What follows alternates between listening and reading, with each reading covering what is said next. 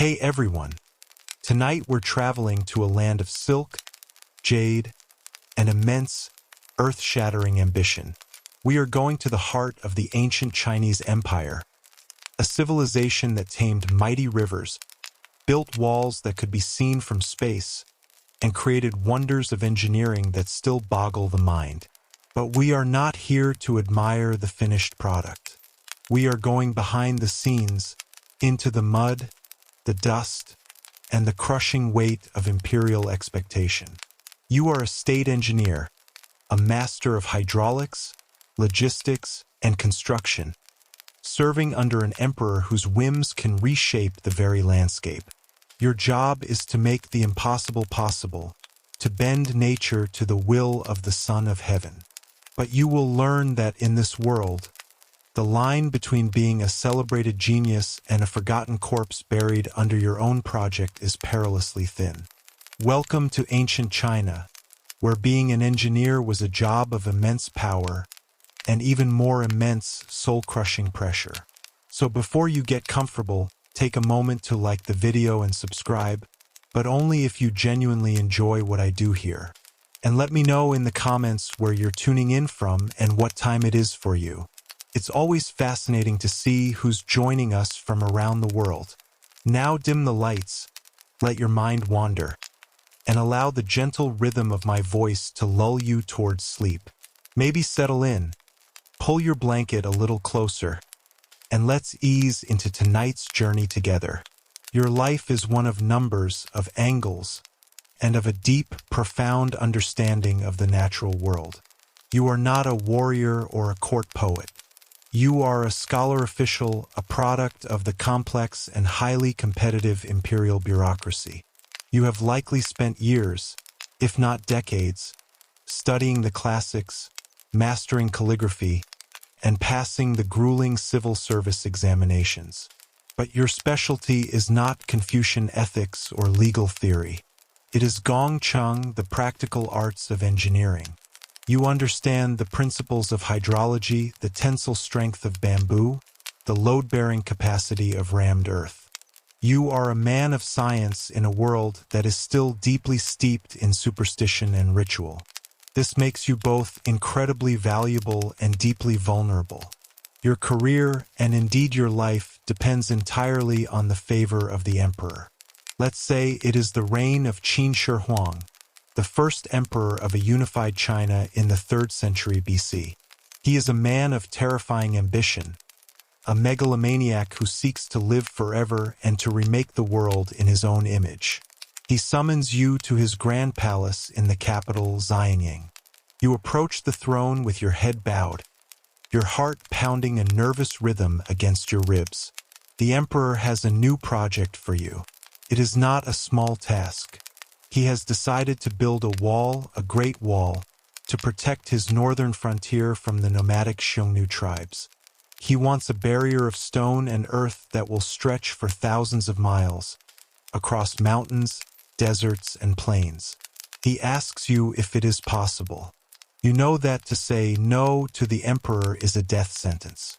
To hesitate is a sign of weakness. And so, with a confidence you do not feel, you bow deeply and say, "It will be done, Son of Heaven." You have just been given one of the most monumental and brutal engineering tasks in human history. You are now a general, but your army is one of laborers, and your enemy is the landscape itself. You are dispatched to the desolate, windswept northern frontier. Your workforce is a vast, miserable sea of humanity. There are hundreds of thousands of them. Some are professional soldiers from the emperor's army, but the vast majority are conscripted peasants, pulled from their farms for years of mandatory state service, and convicts, men who have committed crimes and have been sentenced to hard labor. This is not a willing, motivated workforce. They are cold, they are hungry, and they are resentful. Your first task is simply to keep them from dying or deserting. The logistics of the project are a nightmare that would make a modern project manager weep. You must feed and house this immense army of workers in a barren, unproductive land. You must organize vast supply trains of ox carts to bring grain and tools from the fertile plains of central China, a journey that can take months. The supply lines are constantly under threat from bandits and the very Xiongnu horsemen you are trying to keep out. You must build temporary camps, dig wells, and establish a rudimentary system of hygiene to prevent the outbreak of disease, which spreads like wildfire in the crowded, unsanitary conditions. Every day is a struggle against hunger, thirst, and sickness. The lives of your workers are an expendable resource, a simple number in your logistical calculations. The saying among the people of China will become, "Every stone in the Great Wall costs a human life," and you are the man overseeing this grim arithmetic. The construction itself is a testament to human endurance and brutality. You are building in some of the most difficult terrain on Earth. Your men must haul massive stones up steep mountainsides, their bodies straining, their feet slipping on the treacherous paths. They must work through the scorching heat of summer and the bitter, freezing cold of winter. There are no power tools, no cranes, no dynamite. There is only the power of human and animal muscle. The foundation of the wall is made of great blocks of stone. The core is filled with rammed earth, a technique where you build a wooden frame and then have hundreds of men pound layers of soil and gravel with heavy wooden tampers until it becomes as hard as concrete. It is a slow, grueling, mind-numbing process. As the engineer in charge, you are constantly walking the line of the new wall, a distance that can stretch for many miles. You are responsible for everything. You must survey the land, deciding the precise path the wall will take, using the natural contours of the mountains for defense wherever possible. You must oversee the construction of the watchtowers, ensuring they are placed at regular intervals, close enough for archers to cover the ground between them. You must solve 1,000 practical problems every day. A section of the wall collapses in a rainstorm. A new source of stone must be found. An outbreak of dysentery sweeps through a work camp. And through it all, you are under immense pressure from the imperial court. The emperor wants progress. He sends inspectors, eunuchs from the palace, who know nothing of engineering but everything about political intrigue. They scrutinize your work, looking for any sign of waste, of delay, of incompetence. If your progress is too slow, if you are deemed to be failing, a single negative report sent back to the capital could mean your immediate replacement, your disgrace, and possibly your execution. You are building the emperor's grandest monument, but you are also building your own potential tomb. Or perhaps you serve a different emperor a few centuries later during the Sui dynasty. Your master is Emperor Yang, another ruler of immense ambition and questionable sanity. His grand project is not a wall, but a canal. Un grand canal. He envisions a massive artificial waterway that will link the Yellow River in the north with the Yangtze River in the south, a distance of over 1,000 miles. It will allow grain from the fertile south to be shipped easily to the capital and the northern armies. It is a project of immense strategic and economic importance, and you are the man he has chosen to design and oversee it. The scale is almost unimaginable. The project will require a workforce of millions. The official histories, likely exaggerated but still reflecting a kernel of truth, claim that over 5 million men and women were conscripted to work on the canal. Your job is a massive exercise in hydraulics and human misery. You must survey the entire length of the proposed canal, calculating the precise elevations, the gradients, the number of locks that will be needed to navigate the changing terrain. You are, in essence, reshaping the very geography of China. You must then oversee the digging.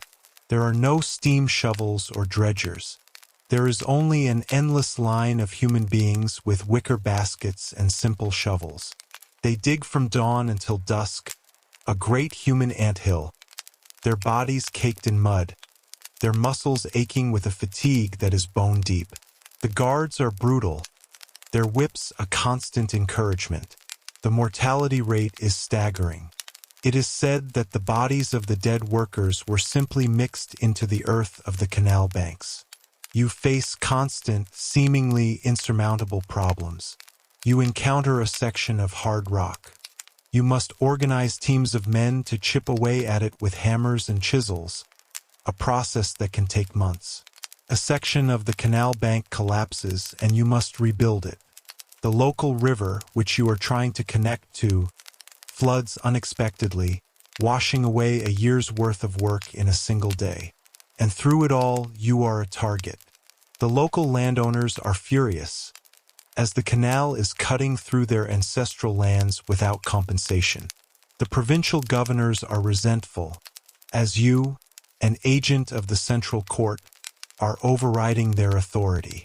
And the people, the millions of conscripted laborers, hate you with a quiet, burning passion.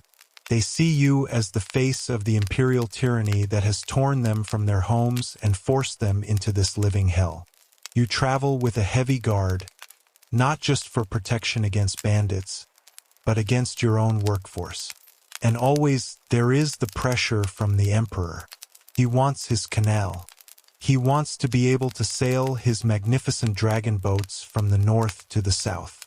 He does not care about the cost, either in silver or in human lives. He wants results, and he wants them now. You receive missives from the court, demanding to know why a certain section is behind schedule. You are constantly on a knife's edge. A single major failure, a permanent collapse of a canal wall, an inability to solve a complex engineering problem, and you will be held personally responsible. The punishment for failing an emperor like Yangdi is not a simple dismissal.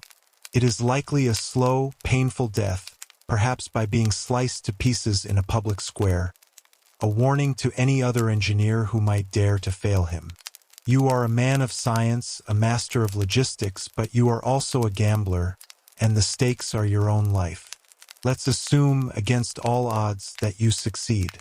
After years of relentless toil, of unimaginable human cost, and of 1,000 near disasters, the Great Wall snakes its way across the northern frontier, or the Grand Canal finally connects the two great rivers of China. There is a great ceremony to mark the completion of the project. The emperor himself might attend, surrounded by his glittering court. There will be sacrifices to the gods, grand speeches praising the divine wisdom of the emperor, and a great feast for the high-ranking officials. You, as the chief engineer, are the man of the hour. You are brought before the Son of Heaven. He bestows upon you a new title, gifts of fine silk, and perhaps a promotion to a comfortable, prestigious post back in the capital. For a brief, shining moment, you are a hero of the empire, a man who has accomplished the impossible. You have earned your place in the histories, but this glory is a fragile and dangerous thing. Your success has made you powerful and visible, and in the treacherous world of the imperial court, visibility is a liability. You have powerful enemies. The court is a snake pit of rival factions, of eunuchs, of ministers, and of imperial relatives, all vying for the emperor's favor. Your success is a threat to them. They whisper in the emperor's ear. They might claim you took too long, that you spent too much silver, that the quality of your work is shoddy. They might hire another engineer to find flaws in your design, to point out a section of the wall that is already crumbling, or a lock on the canal that does not function perfectly. Or they might simply accuse you of corruption, claiming that you siphoned off funds from the project for your own personal gain. In the paranoid world of an absolute monarchy, an accusation is as good as a conviction. You could go from being the hero of the empire to a prisoner in the Ministry of Justice overnight, your fate now depending on a confession extracted through torture. And even if you survive the politics of the court, your work is never truly done. A great engineering project is a living thing, and it requires constant maintenance. The Great Wall is constantly being eroded by wind and rain, and breached by the very nomads it was designed to keep out. The Grand Canal is constantly silting up, its banks collapsing, its locks in need of repair. You are now tied to your creation for life. You might be appointed as the permanent overseer of the project, a job that sentences you to a lifetime spent on the desolate frontier or in the malarial swamps of the south. You are forever responsible for its upkeep. If a major flood causes a section of your canal to burst its banks, flooding thousands of acres of farmland and drowning hundreds of peasants, it is your failure. The new emperor, the son of the man you served, may not remember your initial triumph. He will only see the current disaster, and he will need a scapegoat. And you, the great engineer, are the most obvious target. Let's consider the human element of your work. You are a man of logic, of numbers, of the physical world. But you are working in a society that is deeply spiritual. Before you can break ground on any project, you must consult not just the landscape, but the cosmos. You work alongside priests and diviners who must determine the most auspicious day to begin construction. You must incorporate their advice into your plans. They might tell you that a certain mountain is a sacred sleeping dragon, and you cannot cut into its flank. You must find a way to build around it, even if it adds months to your construction time and complicates your design. You must oversee the performance of regular sacrifices to the local river spirits, lest they become angry and unleash a devastating flood. You must constantly balance the demands of practical engineering with the complex and often contradictory demands of the spiritual world. To ignore the priests is to risk being blamed for any future disaster, accused of angering the gods. To follow their advice might mean compromising the integrity of your design. It is an impossible balancing act. And what of your own conscience? You are a scholar, a man who has read the works of Confucius on the importance of benevolence and just rule.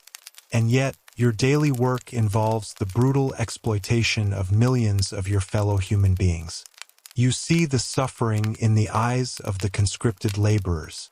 You see their bodies, emaciated from hunger and weakened by disease. You hear the crack of the overseer's whip.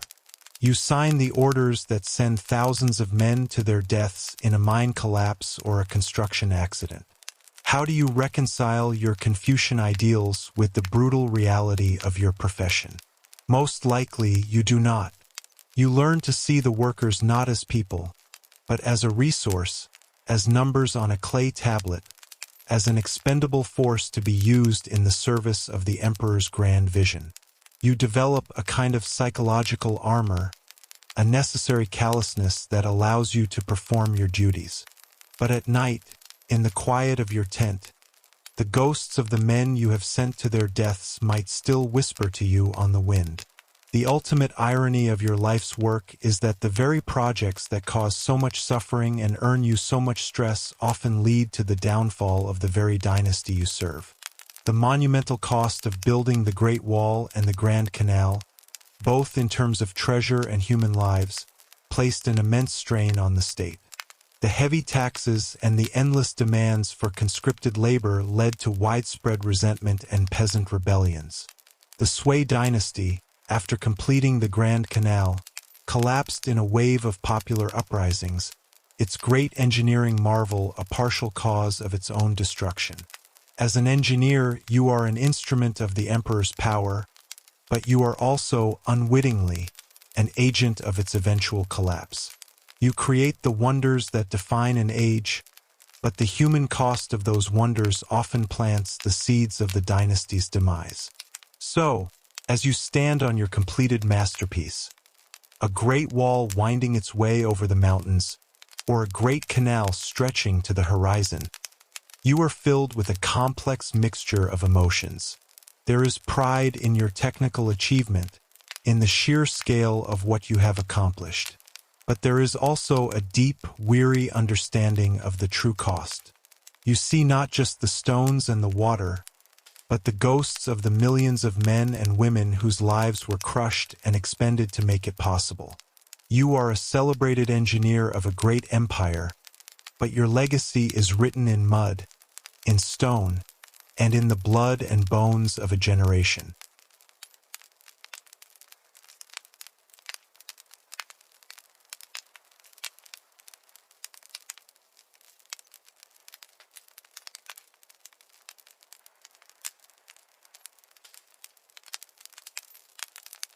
The darkness before a 17th century dawn is absolute, a deep, primal blackness made heavy by a cold that feels less like weather and more like a physical presence. You are somewhere in the vast, frozen plains of the Polish-Lithuanian Commonwealth, perhaps on campaign against the Swedes or the Ottomans. The year is 1683. You are not a simple soldier. You are a Towarzysz Husarski, a winged hussar, a member of the most elite, most feared, and most magnificently attired heavy cavalry unit in the world. But right now, there is no glory. There is only the cold. It seeps through the canvas of your tent, through your thick wool cloak, and settles deep into your bones. The silence of the military camp is shattered not by a gentle reveille, but by the sharp, piercing cry of a single bugle, a sound that cuts through the frozen air like a shard of ice. It is time to wake up. For a hussar, the morning routine is not a simple matter of dressing and eating. It is a long, arduous, and deeply personal ritual of preparing both man and beast for the brutal possibility of battle. You do not leap from your cot. You move slowly, your body stiff and aching from the cold that has invaded your joints overnight. The air you exhale hangs in front of your face as a thick, white cloud. Your first sensation is the biting cold of the packed, frozen earth beneath your thin straw pallet. Your comrades in the tent are stirring around you, a series of low groans and muttered curses against the cold, the darkness, and the bugler who so rudely shattered their sleep. There is no camaraderie in these first few moments, only a shared, silent misery. Your first task is to dress, and it is a battle in itself. Your fingers are numb and clumsy, and the layers of clothing are stiff with cold. You pull on a linen undershirt, then a thick woolen tunic, and heavy woolen breeches. You pull on several pairs of thick wool socks, a futile attempt to ward off the frostbite that you have seen claim the toes of so many of your fellow soldiers. Hygiene is a brutal, Spartan affair. You find the communal water barrel outside. A thick layer of ice has formed on the surface, and you must use the butt of your dagger to break it. The water beneath is so cold it feels like a physical blow. You scoop a handful and splash it on your face, the shock of it a violent, instant awakening. There is no soap, no warm towel. You simply scrub your face with the icy water, the cold so intense it makes your teeth ache, and then dry yourself on a rough piece of linen. You look at your reflection in the side of your polished helmet. A tired, grim-faced man with a magnificent, drooping mustache, a source of immense pride for any Polish nobleman, now stiff with frozen condensation. Breakfast is not a meal. It is fuel. There are no warm fires yet, no bustling camp kitchens.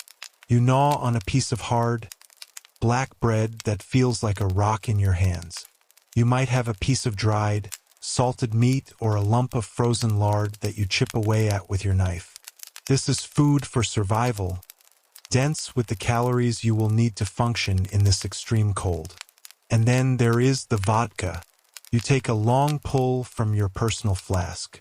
The fiery liquid burns a trail down your throat and into your belly, a welcome internal fire that begins to push back against the bone-deep chill.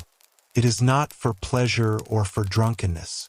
It is a tool, a medicine, a necessary part of the hussar's morning ritual, as essential as his armor. With your own basic needs met, you now turn to the most important part of your morning, the being whose life is more valuable than your own, your horse. A hussar without his horse is nothing. He is just a man in heavy, impractical armor. Your war horse is a magnificent creature, likely a crossbreed of Polish and Tartar stock, chosen for its strength, its stamina, and its courage in battle. It is your partner, your brother in arms, and your most valuable possession, worth more than your land, your armor, and all your weapons combined. Your first duty is to its well-being. You make your way through the dark, steamy picket lines where hundreds of horses are tethered. The air here is thick with the warm, animal smell of the horses and the sharp scent of their manure. You find your own mount, greeting it with a low, soft murmur. You run your hands over its entire body, a practiced, intimate examination. You feel for any signs of swelling, of injury from the previous day's march, or of the dreaded sicknesses that can sweep through a military camp. You check its legs, its back, its mouth. You are a veterinarian born of necessity, your knowledge passed down from your father and your fellow hussars. Then comes the grueling task of grooming. In the freezing dark, you begin to work with a set of stiff brushes and a metal curry comb. The horse's coat is thick with mud, sweat, and ice. You must brush it out, your numb fingers struggling to grip the tools. It is hard, physical work, and soon you are sweating despite the cold. You must be meticulous. A patch of caked mud left under the saddle can cause a painful sore, which can cripple your horse and render you useless in battle. You then take your hoof pick, a simple metal hook, and begin the vital task of cleaning the horse's hooves. They are packed with a mixture of frozen mud, snow, and small stones. You carefully pry it all out, ensuring the frog of the hoof is clean and healthy. A stone bruise can make a horse lame, and a lame horse on a military campaign is a dead horse. Watering is the next great challenge. The communal water troughs are thick with ice. You and the other hussars take turns with axes, smashing the ice to allow the horses to drink. You lead your horse to the trough, ensuring it drinks its fill of the frigid water. Then comes the feed, a precious ration of oats and hay that has been hauled for hundreds of miles in the supply wagons. You make sure your horse eats before you have had anything more than your own chunk of hard bread. The horse's strength is the army's strength, and its needs come first. Only when your horse is cared for do you turn to your own magnificent and deadly equipment. Preparing your gear is another long and complex ritual. First is the tack. You inspect every leather strap of the saddle and the bridle, checking for any signs of wear or cracking. The cold makes the leather stiff and uncooperative, and you must work it with your hands to make it pliable. You polish the metal buckles and decorations. A broken strap in the middle of a cavalry charge means certain death. Then comes the armor, the zbroja. It is a work of art, a symbol of your immense status, but it is also heavy and complex. You do not simply put it on. You build it around yourself, piece by piece, often with the help of a servant or a fellow hussar. First comes a thick, padded jacket to absorb the shock of blows. Over this, you might wear a shirt of mail, a kalkzuga, thousands of tiny, interlinked iron rings that provide flexible protection against slashing cuts. Then come the great plates of polished steel. The cuirass, a breastplate and backplate that protects your torso. The great, overlapping spalders that protect your shoulders, and the vambraces for your forearms. Each piece is secured with a series of leather straps and buckles that must be pulled tight. The armor is incredibly heavy, and as you put it on, you can feel its cold, metallic weight settling onto your shoulders, a familiar burden. Finally, you arm yourself. Your primary weapon is the zabla, the iconic, curved Polish saber, a masterpiece of the bladesmith's art. You draw it from its scabbard, its polished steel gleaming faintly in the light of the rising sun. You test its balance, its weight in your hand. It feels like an extension of your own arm. You also carry 1 or 2 Wielik pistols, complex and expensive firearms for the time, which you carry in holsters on your saddle. You check the priming, ensuring the powder is dry and the mechanism is ready. But your most devastating weapons are the lances of the charge. Tucked under your saddle is the concers, a long, straight, armor-piercing sword, almost like a rapier, designed to be used like a lance after your main one has shattered. And then there is the great lance itself, the copia. It is not carried, but waits with the baggage train, ready for battle. It is an immense weapon, sometimes over 18 feet long, but surprisingly light, as it is hollowed out. Its most famous feature is the great silk pennant, many feet long, that is attached just below the point. As you stand there now, fully armored, your body a fortress of steel, next to your saddled and prepared warhorse, you are no longer just a man. You are a winged hussar.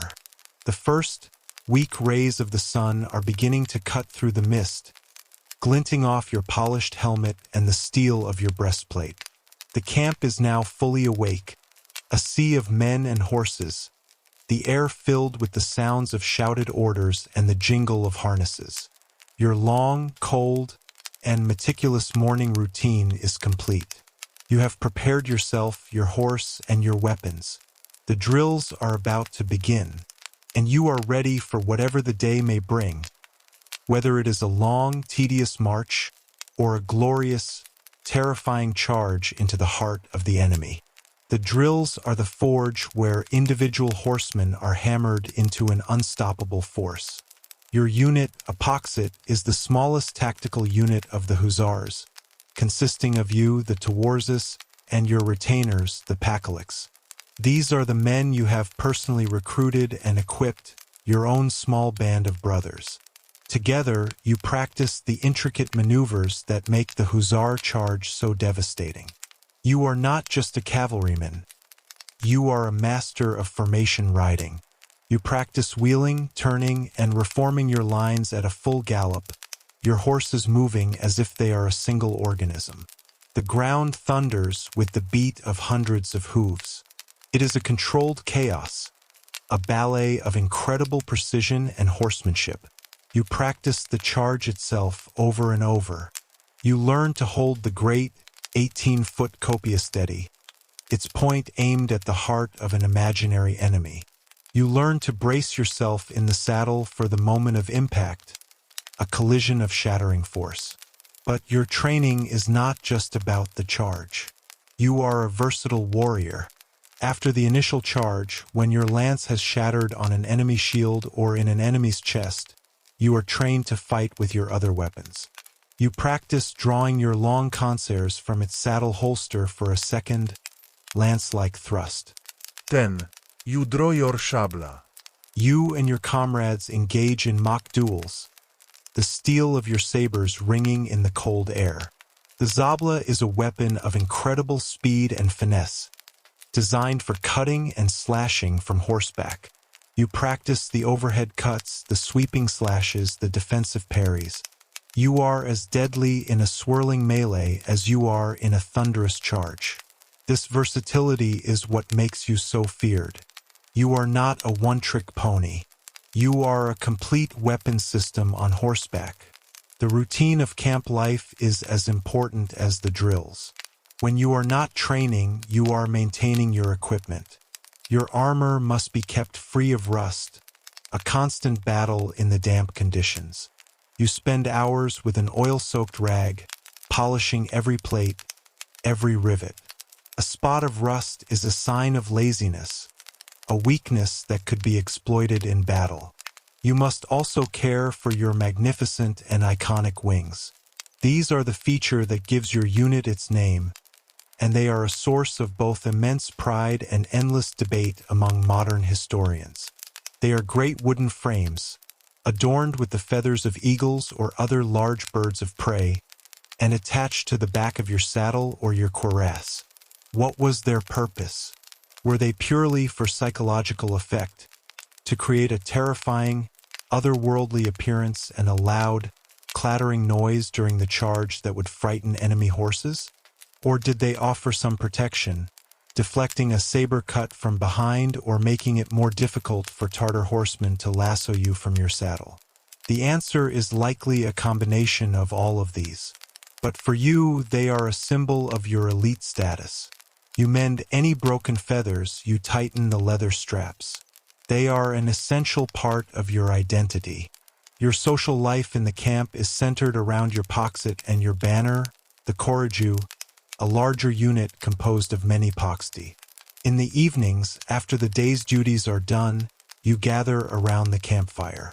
This is a time for storytelling, for boasting, and for the quiet moments of camaraderie that forge the bonds of a military unit.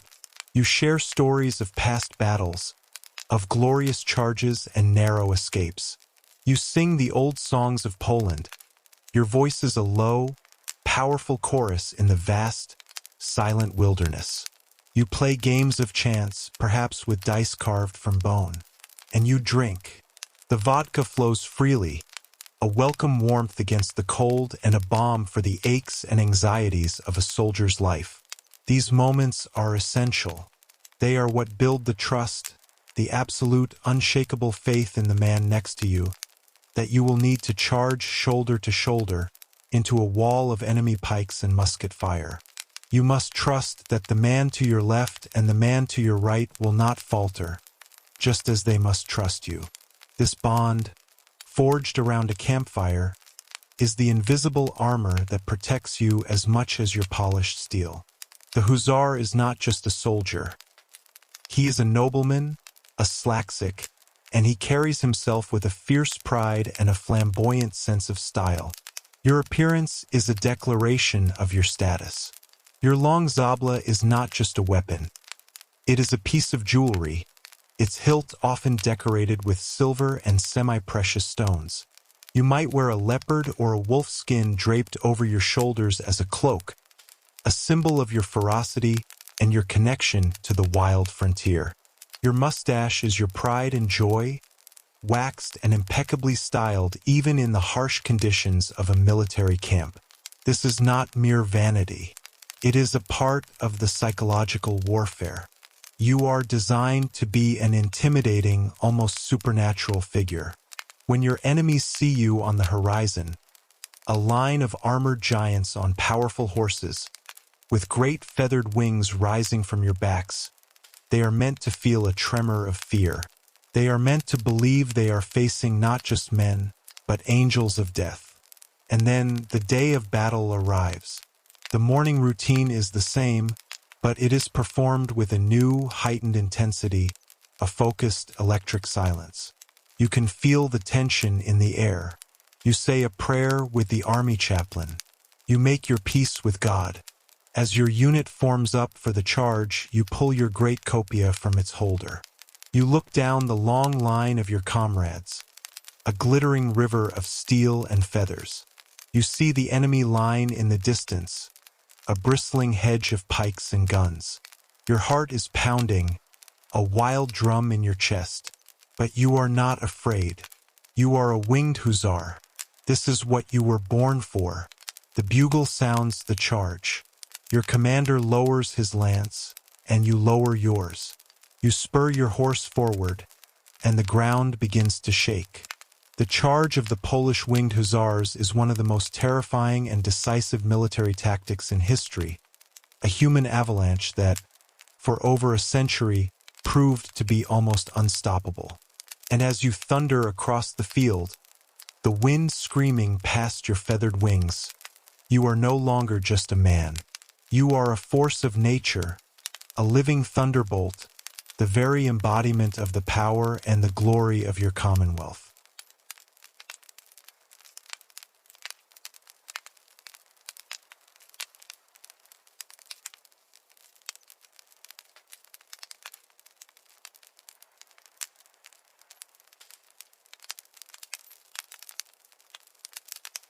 The air in the great city of Tenochtitlan is usually a symphony of familiar sounds and smells. The gentle lapping of water in the canals, the distant chatter of the Tlatelolco market, the scent of fresh tortillas and grilling fish. But not today. Today, the air is different. It is thin, sharp, and carries a faint, acrid taste of sulfur. And the silence is different, too.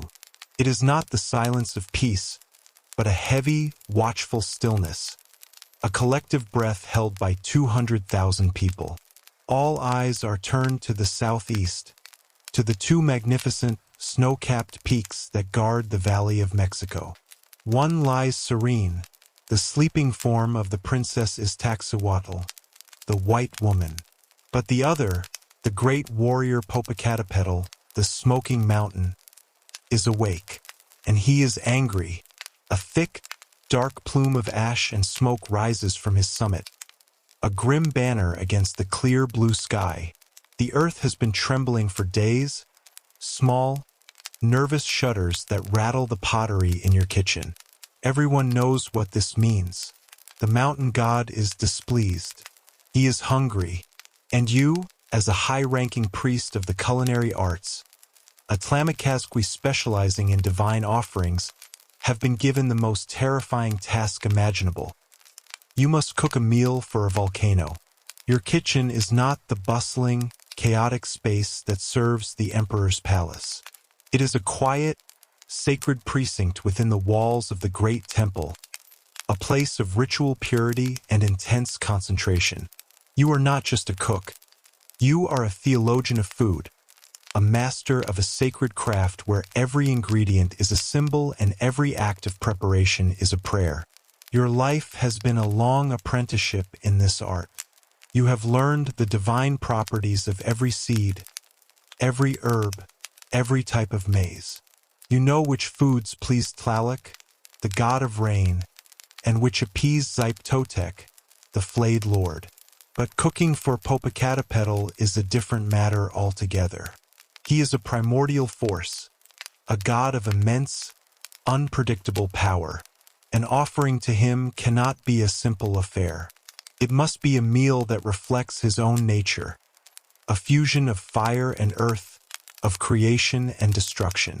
The process begins not with food, but with purification. You and your small team of acolytes, young priests in training, undergo a rigorous fast for 4 days. You consume nothing but a small amount of water and a few pinches of unleavened amaranth dough. You perform acts of auto-sacrifice, piercing your tongue and earlobes with maguey spines, offering your own blood to sanctify your work. You must approach this task in a state of absolute ritual cleanliness and spiritual focus. To prepare a meal for a god with an impure heart would be a fatal insult, an act that could turn the mountain's rumbling discontent into a full-blown, city-destroying eruption. Once you are purified, the selection of the ingredients begins. This is a process of immense symbolic importance. You do not simply send a servant to the market. You inspect every item yourself. The maize must be perfect. You choose ears of a deep, blood-red varietal, their kernels full and unblemished, representing the fiery heart of the volcano. You select dark, almost black beans, representing the rich, fertile earth of the valley. The chili peppers must be the hottest you can find, small, potent pods that carry the burning essence of fire itself. The turkeys, a sacred bird, must be strong and unblemished, raised specifically for this purpose in the temple's own pens. Every ingredient is a word in a long, silent prayer. The centerpiece of your offering will be a great effigy, a food sculpture of immense complexity. You are going to create a representation of the god himself, or perhaps a miniature version of the mountain, made from a sacred dough called tsoali. This is not common corn dough.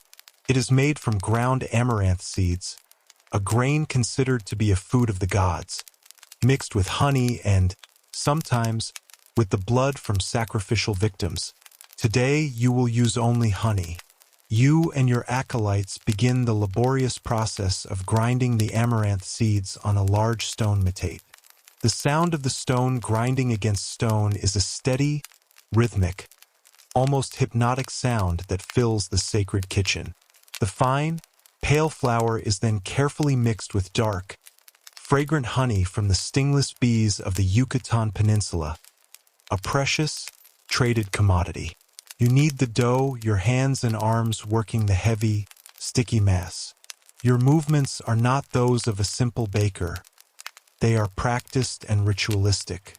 As you knead, you chant the ancient hymns to the fire gods, your voice a low murmur, infusing the dough with your prayers and your intent. While you work on the sacred dough, your acolytes are preparing the other elements of the feast. They are making tamales, but these are no ordinary tamales. They are Nezahual tamale, fasting tamales, made without any salt or spice, a symbol of purity and solemnity. Some are filled with the dark, earthy beans. Others are filled with a paste of the fiery red chilies. They are wrapped in corn husks and steamed in great clay pots. The turkeys are sacrificed in a separate ritual. Their blood is collected as an offering, and their meat is carefully prepared. It will be cooked in a rich, complex sauce, amali, made from ground nuts, seeds, and of course, a large quantity of dark, unsweetened chocolate, zacalatl, another food of the gods. The combination of chili and chocolate creates a sauce that is at once bitter, spicy, and deeply complex, a flavor worthy of a deity. The work continues for a full day and a night. There is no rest.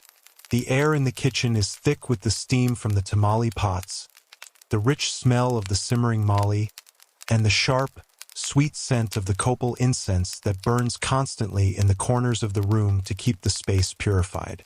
Your focus must be absolute. A single moment of inattention, a single impure thought, could ruin the entire offering. You are not just cooking. You are performing a high-stakes ritual, a delicate alchemical process to transform simple food into a vessel of divine power. As dawn approaches on the day of the procession, the great amaranth dough effigy is complete.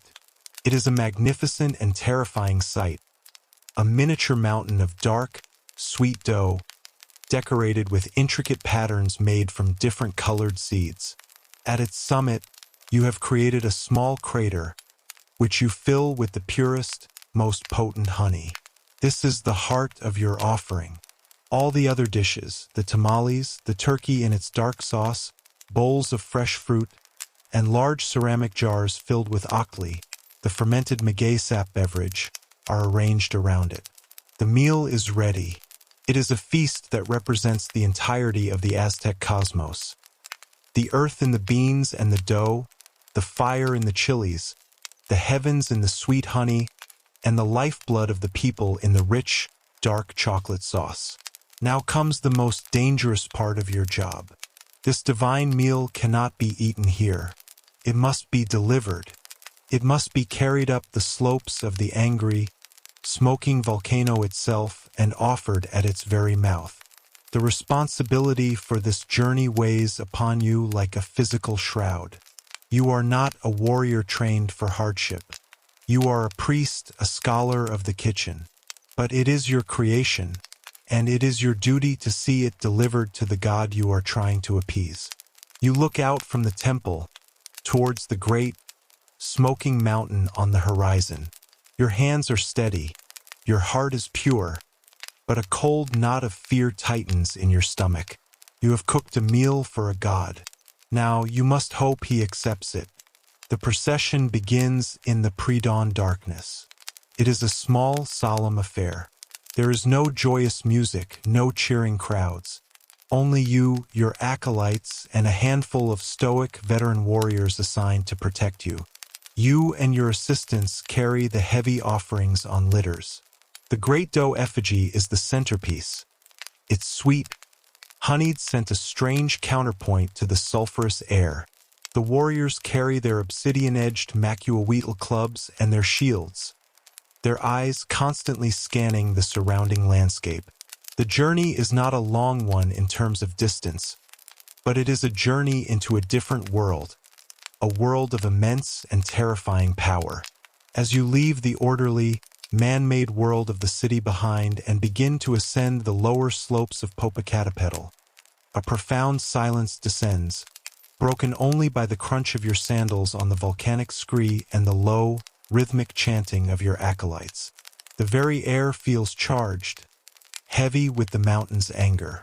The ascent is grueling. The path is steep and treacherous, a shifting landscape of loose rock and sharp, volcanic glass. You are a priest, not a mountaineer, and your body, weakened by days of fasting, aches with the effort. The air grows thinner, colder. You can feel the mountain breathing, a low, deep rumble that vibrates up through the soles of your feet and into your bones. It is a sound that bypasses the ears and speaks directly to a primal, animal fear. You see signs of the gods' displeasure everywhere. Great, ancient trees have been snapped in two by the earth's tremors. A fresh landslide has obliterated a section of the path, and you must find a new, more dangerous route. You see birds falling silent, a sign that the natural order is in disarray. Your warrior escort is tense, their usual bravado replaced by a quiet, watchful reverence.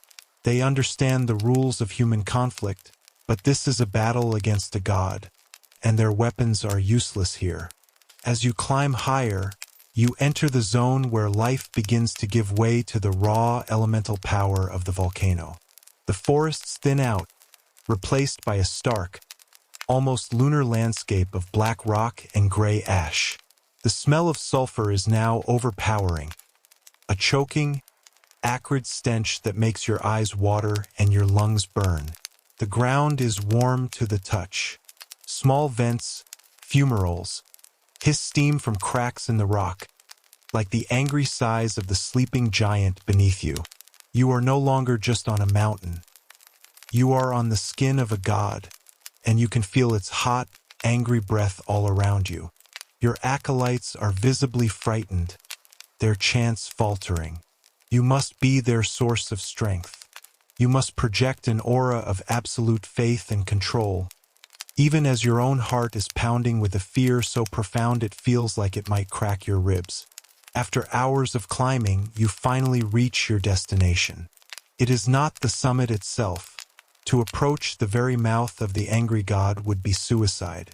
It is a high, flat ledge, a natural altar that looks out towards the smoking crater. From here, you can see the dark plume of ash rising into the sky, a sight of terrifying, sublime beauty. This is as close as you dare to go. The rituals must be performed with absolute precision. Any mistake here in the very presence of the god would be catastrophic. You and your acolytes carefully unpack the offerings, arranging them on a clean, woven mat. The great dough effigy is placed in the center, facing the crater. The bowls of turkey in its dark mali, the fasting tamales, the fruits, all are arranged around it in a cosmologically significant pattern. Then you begin the final, most important prayers. You are no longer just a cook. You are a diplomat, a negotiator, an ambassador for all of humanity. Your voice, though strained from the climb and the thin air, must be strong and clear. You praise the power and the majesty of Popocatépetl. You acknowledge his anger. You confess the sins of your people, the small acts of hubris and disrespect that may have disturbed the cosmic balance. And then you make your offering. You speak to the god, explaining the meaning of each dish. Oh, great smoking mountain, accept this effigy of amaranth and honey, a symbol of the sweet heart we offer you. Accept this turkey, a creature of the earth, in its rich, dark sauce, a symbol of our own lifeblood. Accept these tamales of penitence. We offer you our finest food, our most sacred labor, to appease your hunger and to restore harmony. You then perform the final act. You and your acolytes do not simply leave the food. It must be consumed by the god. You build a small, sacred fire, and one by one, you place the offerings into the flames. The dough effigy blackens and characters. The rich mali sizzles and spits, The sweet, cloying smell of burning honey and chocolate mixes with the acrid smell of sulfur, a strange, sacred incense offered up to the volcano. You are feeding the god, transforming the physical food into a spiritual essence that he can consume. As the last of the offerings is consumed by the fire, you perform one final, deep bow, and then you retreat, walking backwards, never turning your back on the god until you are a safe distance away. The journey down the mountain is a silent, nerve-wracking affair. Has it worked? Have you appeased the god? Or has your offering been rejected? You scan the sky, you feel the ground beneath your feet, searching for any sign, any change. For days, the city of Tenochtitlan waits. The people watch the great mountain on the horizon, their lives hanging in the balance. And then, one morning, the smoke plume from the summit begins to thin. The earth tremors become less frequent, then stop altogether. A collective sigh of relief ripples through the city. The offering has been accepted. The god is satisfied. Harmony has been restored. You, the culinary priest, are a hero. You are praised by the emperor, honored by the priesthood, and revered by the common people. You have faced the wrath of a god and calmed it with your sacred art. But you carry the memory of the experience with you forever. You know how thin the crust of the earth is, how fragile the balance of the cosmos. And you know that the gods are always hungry. Your life will be one of constant vigilance, of watching the mountains, of listening to the whispers of the earth, and of being ready, at a moment's notice, to once again cook a meal for a volcano. It is a life of immense power, but it is also a life of profound, terrifying servitude to the elemental forces that govern your world.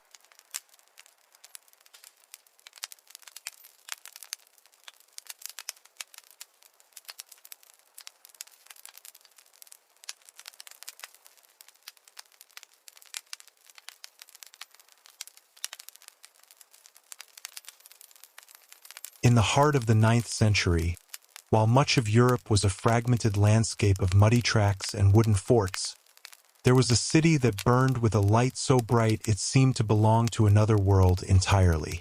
This was Córdoba, the magnificent capital of the Emirate of Al-Andalus.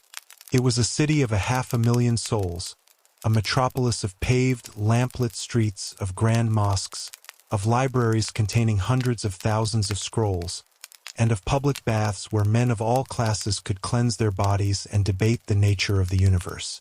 In this glittering center of learning and innovation, a place where scholars translated the ancient works of the Greeks, while the rest of Europe had largely forgotten them, lived a man named Abbas ibn Firnas. He was not a warrior or a prince. He was a Berber polymath, a man of restless, boundless curiosity, an inventor, an engineer, a physician, a poet, and a musician. But in the quiet solitude of his workshop, he nursed a dream that was so audacious, so contrary to the laws of God and man, that most considered it a form of madness. He wanted to fly. This is the story of a man who looked at the birds, not with the eye of a poet, but with the keen, analytical gaze of an engineer, and decided that he too belonged in the sky. Your life is one of observation. You are a fixture at the court of the emir, respected for your intellect and your many inventions. You have created a magnificent water clock, the Almacada, that keeps perfect time.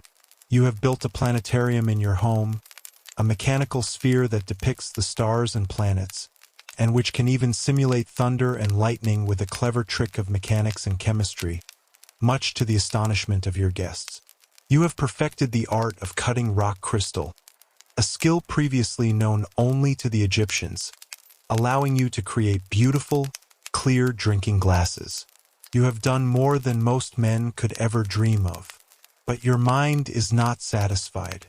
Your true obsession lies outside your workshop window. It is with the birds. You spend countless hours watching them, You study the pigeons that flock in the great courtyard of the Mezquita, the Grand Mosque of Córdoba. You observe the storks that nest on the city's rooftops, and the great, soaring eagles and vultures that ride the thermal updrafts in the mountains beyond the city. You are not admiring their beauty, you are studying their design. You are a reverse engineer of God's own creation. You acquire the carcasses of birds and meticulously dissect them. You study the intricate structure of their bones, noting how they are hollow and lightweight, yet incredibly strong. You marvel at the complex architecture of their wings, the way the primary flight feathers overlap, the way they can be angled and adjusted to catch the slightest breath of wind. You realize that a wing is not a simple, flat plane. It is a complex airfoil, a living sail. These observations fill hundreds of pages of your notebooks. You sketch the skeletons of birds, you draw the cross-sections of their wings, you make complex mathematical calculations regarding wingspan, weight, and lift. Your colleagues at the court, the poets, and the philosophers think you are eccentric. They write beautiful odes to the song of the nightingale, but you are more interested in the structure of its sternum. They see flight as a metaphor for the soul's ascent to heaven. You see it as a problem of physics, a puzzle of lift and drag that can be solved with reason and ingenuity. This is a dangerous way of thinking. To try and imitate the birds is to trespass on a domain reserved for the divine. It is an act of profound hubris, and your rivals in the court whisper that your learning has finally driven you mad. But you are undeterred. The dream of flight consumes you. You begin the practical work of construction. Your workshop, a cluttered space filled with astronomical charts, half-finished inventions, and the scent of strange chemicals, is now transformed. It becomes the nest of a great, man-made bird. Your first challenge is the frame. You need a material that is both incredibly strong and impossibly light. You experiment with different types of wood, testing their flexibility and their weight.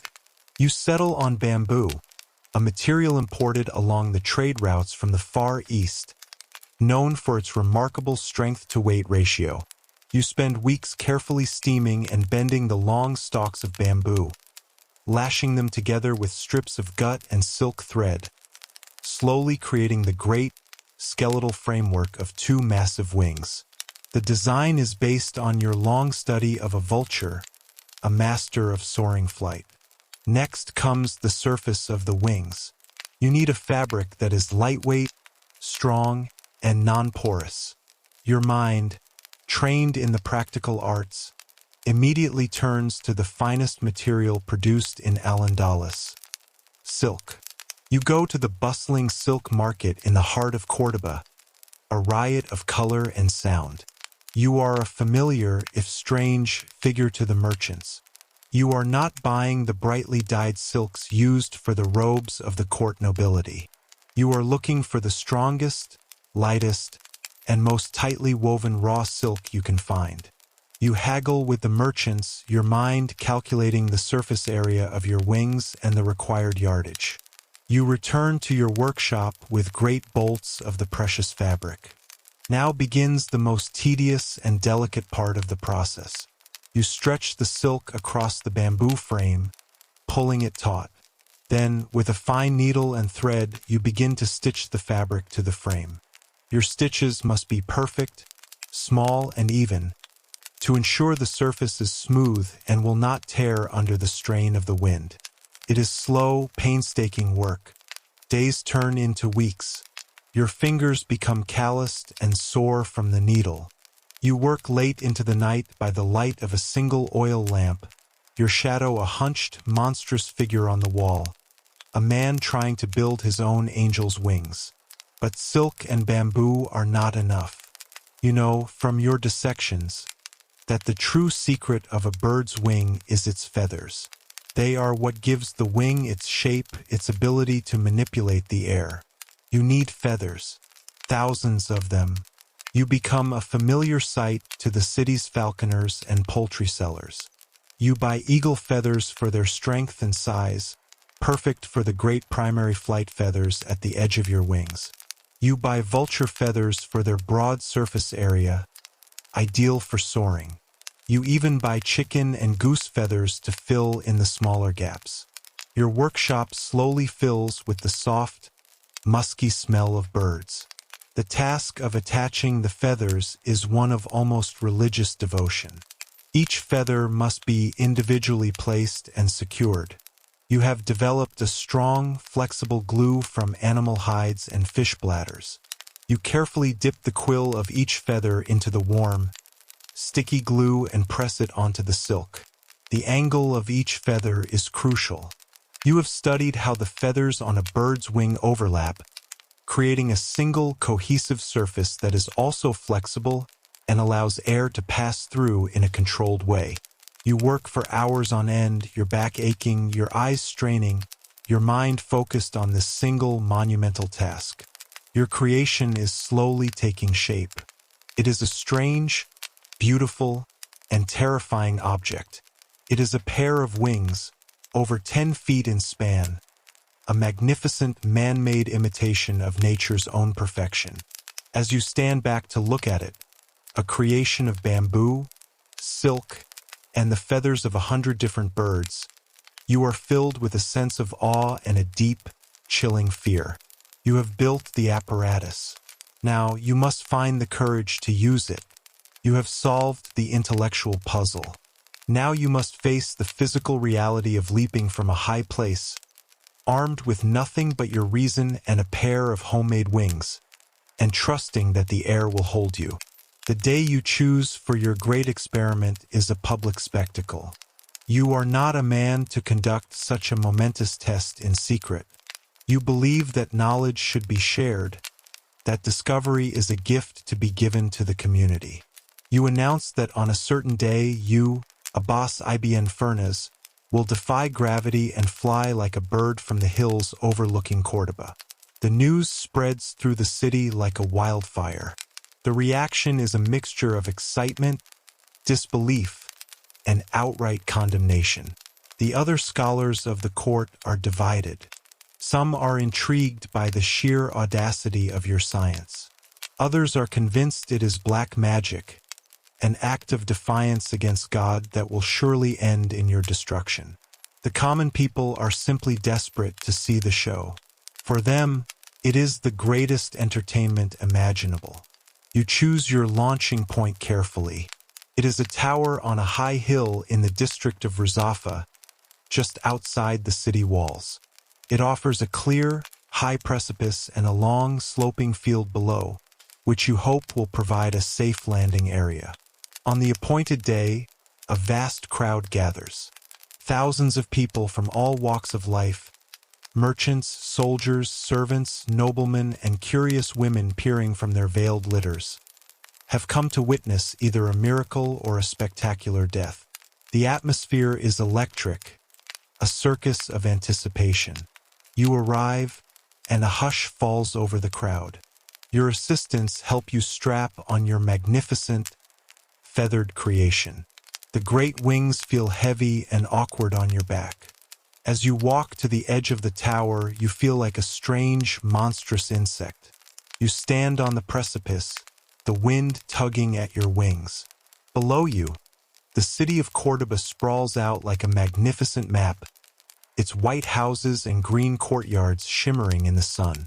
You can see the great mezquita, its forest of columns a symbol of the order and reason you so admire. You look at the crowd, a sea of upturned, disbelieving faces. You look at the sky, your true destination. You take a deep breath, a prayer to a God you believe is best worshipped through understanding his creation. And then you jump. For a single, terrifying moment, you plummet. Your stomach lurches, and a collective gasp rises from the crowd below. But then you feel it. The wind catches the silk and feather surfaces of your wings. Your fall slows, and then, miraculously, it transforms into a glide. You are flying. You are not flapping like a bird. You are soaring like a hawk, riding the currents of the air. The feeling is beyond anything you could have ever imagined. It is a feeling of absolute freedom, of release from the bonds of the earth. The roar of the crowd fades into a distant murmur. The only sound is the rush of the wind in your ears and the creak of the bamboo frame. You look down, and the world of men has become small, a toy village below you. You have done it. You have broken the ancient law of gravity. You have touched the face of God in his own domain. You manage to stay aloft for what feels like an eternity, but what is likely only a few minutes. You glide over the heads of the stunned crowd, a strange, man-made bird against the blue Andalusian sky. But your triumph is short-lived. You soon discover the critical flaw in your design, the one crucial detail you missed in your long study of birds. You have wings for lift, but you have no tail for steering and, more importantly, for braking. As you begin to lose altitude, you realize you have no way to control your descent. You cannot slow down. You cannot choose your landing spot. You are no longer flying. You are now a projectile, a falling object at the mercy of physics. The ground rushes up to meet you with terrifying speed. The brief moment of godlike ecstasy is replaced by a primal, animal fear. You try to angle your wings to spill the air from them, but it is a clumsy, ineffective effort. You are coming in too fast. The landing is not a gentle touchdown. It is a crash. You hit the ground with a sickening, bone-jarring impact. There is a terrible sound of splintering bamboo and tearing silk. Pain, white-hot and absolute, explodes in your back. And then darkness. You awaken to a world of pain and confusion. You are back in your own bed. Your body is a constellation of bruises, and a deep, agonizing pain in your lower back tells you that you have done serious damage. The flight was both a magnificent success and a catastrophic failure. You survived. You flew, but you also crashed, and you will likely never walk properly again. As you lie there for weeks, recovering, your mind, the mind of an engineer, replays the flight over and over, and you realize your mistake. I did not provide a tail, you would later tell your friends. You understood how a bird takes off, but you had not properly understood how it lands. A bird uses its tail as a rudder and an air brake, angling it to slow its descent and ensure a soft landing. In your hubris, in your focus on the magnificent wings, you had forgotten the small, humble, but absolutely essential tail. Your flight becomes the stuff of legend, the talk of Córdoba for years to come. Some hail you as a hero, a man who dared to dream.